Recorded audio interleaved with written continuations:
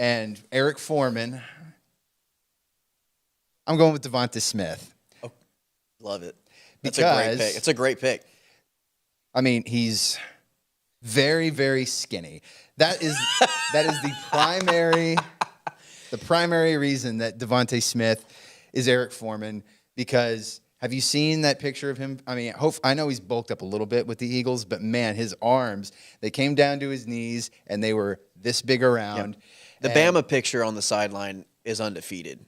You know which one I'm talking about? Yeah, it's exactly what I'm describing to you. Yeah, the Bama picture where his pants are like up to his like chest, and his arms are like past his knees, and it's just a stick figure.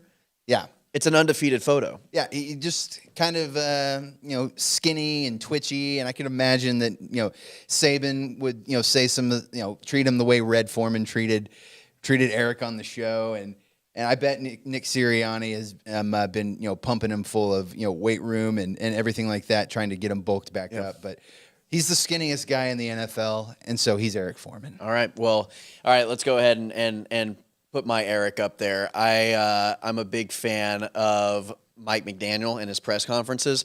I just feel as though Mike McDaniel is kind of a dork. He's kind of a nerd. I feel like he's a Star Wars fan. And he's kind of the new guy on the block. He's kind of the... That's why Eric is rocking the lightsaber there. Yeah, exactly. And so I just feel as though he just gives off Eric Foreman vibes. I feel like he's a little sarcastic, and he's kind of got a smart mouth. Yeah. And you can definitely kind of feel that within his press conferences. I like the physical comparison you did. I went more personality-wise. Yeah, I like that a lot. For my Stephen Hyde, I went with Marshawn Lynch. Oh, beautiful. Because he seems skeptical of everything. Conspiracy theorist. A little bit of a conspiracy theorist on Marshawn Lynch, but at the same time, he's likable. I mean, look, Stephen Hyde needs to be recast. You want to know why? Ooh. Because Danny Masterson just avoided some pretty significant charges. We need a new person to come in and take that There was role. A little bit of a cancel culture involving Hyde. I mean, I have no personal connection to Danny Masterson. If he is innocent or guilty, doesn't matter to me. Actually, it does. But look, this one needs to be recast. Marshawn Lynch, he's got the long hair. And as we learned on the show, Hyde is half black. Yes, he is. He's always suspicious of the man. And I think I know why you picked your Hyde. Yeah, so my Stephen Hyde. I don't want to step on your toes. No, so my Stephen Hyde, Randy Gregory. And I think there's one significant attribute that fits both of them very well. And if you know the show, they go down to Eric's basement. They get in a circle. It's a little smoky in there. There's maybe some green being passed around. And Hyde is kind of the pothead of the group. And I would think that Randy Gregory is the pothead of That's the second NFL? time Randy Gregory's been recast. Yeah. Because of his love for weed. And he can't stay off the weed. And neither can Stephen Hyde. So there we go. I mean, That's the only reason. It's just because they both love weed. That's the only reason. I'm a 31-year-old dude, and I'm a dad, and that describing weed as green bean, that's maybe the most dad thing that's ever been said. Is that? I'm sorry. Yeah. No, don't apologize. Don't apologize for being a dad. For what? I'm a white suburban dad, and that's what I am. Damn it, and I love it. Oh, man. All right. We got Kelso up next. Kelso, that's right. I went with Pat McAfee. Okay. A role I considered for Hyde, but at the same time, I mean, Pat McAfee, he's wacky, he's fun, everyone seems to love him. He doesn't have near the intelligence issues of Michael Kelso, but at the same time, there's just a fun, almost childlike wonder about it. There's a charm. There's a charm, and I think that there's confidence where Michael. Why am I saying Michael? His name's Kelso. Kelso. He was the guy that was super confident because he's so good looking. And, I mean, look, Pat McAfee's not a bad-looking guy. I would also venture to say... That hair, baby. I'd also venture to say, in terms of your pick, is that McAfee's career post his actual playing career has been more successful than what he's known for. Like Kelso, I would say that Ashton Kutcher has had a much better career Oh, yeah. following that 70s show than almost really anybody else on the show. Maybe Mila Kunis, maybe. There's an argument to be had there. Yeah. But Pat McAfee post-playing career, his podcast and him being on College Game Day, I think has gotten him more recognition than he ever was as a punter. I mean, superstar. Yeah. And I mean, I know you're watching Pat McAfee, but if you have any interest in getting to, he's basically in the world of acting now. He's in the freaking WWE. He does everything. There's not an entertainment avenue that Pat McAfee hasn't entertained. Yeah, and not to mention every time Kelso likes to yell "burn," that just seemed, like that Pat McAfee just popped in my head every time. All right, my Michael Kelso, put him up on the screen. Let's see what we got here. That you stole mine. I mean, this is the most Kelso guy in the NFL. Rob Gronkowski is the guy. He's the party animal. He is a Neanderthal. He's good looking. He gets the ladies. He doesn't always think before he talks. What else is there to say? I mean, the list goes on and on. He probably also enjoys the green circle as well in Eric's basement, just as much as Kelso does. So, yeah, I would think that Gronk would be the only comparison to Kelso that there is. Yeah. Of all the people, he's the most likely to say something along the lines of, "I'm too good looking," you know? And like I looked around for other players and people, and I Googled dumbest NFL player.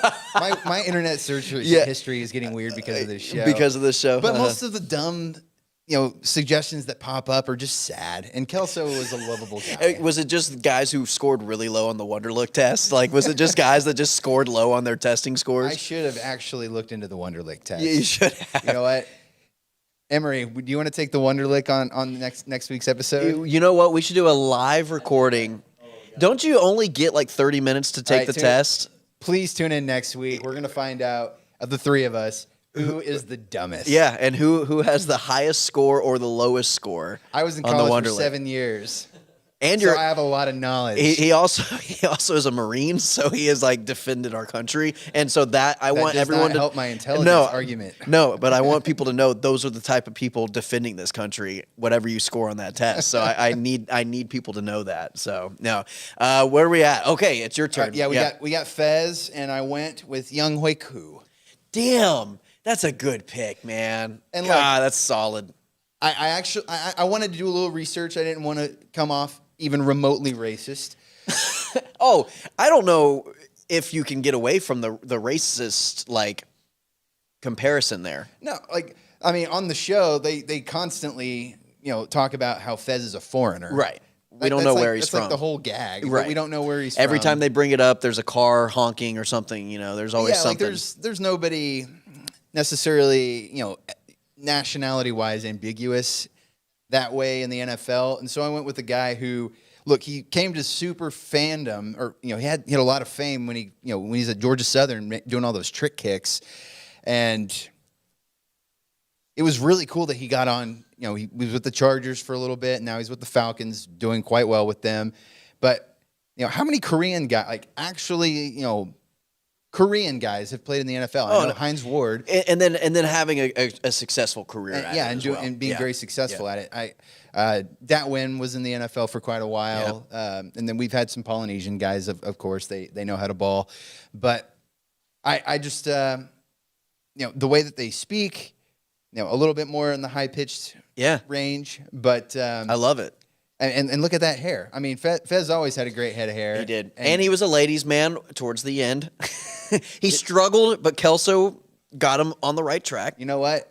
I think this is even more perfect because Young Hui Koo, he got cut by the Chargers. And so he had to work his way up. Look at that. To become a Falcon and be, a fixture on that team, just the exact same way Fez had to really work his way to lose his virginity. That's entirely true. Yeah, that was always something, a struggle for him. All right, my Fez is not as good of a pick, but it is Darren Sproles. All right, and the only reason why I picked Darren Sproles is because he's just kind of the little guy. He's everybody's little brother, and he's always likable. Even whenever he was on the Eagles, I have to admit, I was a fan of Darren Sproles. And Fez is like no one's favorite character, but he's also a likable character to where he's kind of just the little brother of the show. Everyone protects him, and everybody has his back no matter what. And I just feel like Darren Sproles has always been that guy in the NFL. Everyone has always liked him. Everyone's always kind of been like, hey, we should sign Darren Sproles. Anytime he was available in free agency or anytime he was available for somebody to pick up, I think every fan in the entire NFL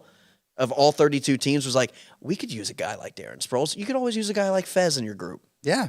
Yeah. I mean, every team that had him, Chargers being one, Saints being another, and the Eagles being the last stop, he was a major role player on all three of those teams. All of the seasons he was there, even near the end, even towards the end, yeah. But the last pick, this is great. This is Red Foreman. I've got Tom Coughlin, baby. Yes, because he is everybody's favorite NFL curmudgeon. Yeah, he is. We lost the game because of illegal procedure. Like, I could not imagine a player, coach, who has probably said, found creative ways to say, I'm going to put my foot in your ass quite as much as Tom Coughlin. Is Coughlin a Vietnam vet?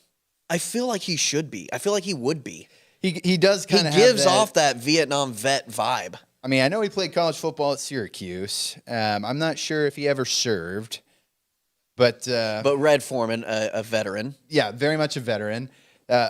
Something I should have actually considered when I was making this pick, but there was no other option whenever I went in to do this. Coughlin. I love the Coughlin pick. I think it's a perfect analogy because if there's any NFL head coach that's going to say, I'm going to put my foot in your ass, it's Tom Coughlin. Do you think Tom Coughlin would have let his players party on a boat before the playoffs? No. Ben McAdoo let that happen. Tom Coughlin, he shuts down parties. There it is. He's a party shutter downer. All right, my Red Foreman is Roger Goodell. The genius, or not the genius, the evil genius. The evil genius. And so he's just the guy that he's the no fun police. He doesn't allow parties. He doesn't allow fun. He is a very strict, stern disciplinarian, and he has put a lot of foots in players' asses when it comes to suspensions. They're always inconsistent. No one really knows what's going to happen next. And he says it's my house, my rules, and that's basically how it's been ran in the NFL under his tenure. And he's kind of the man of the house, right? I mean, he's the one that pays the bills. Yeah. Yeah, he's the one that calls people dumbass and then fines and suspends them. Exactly.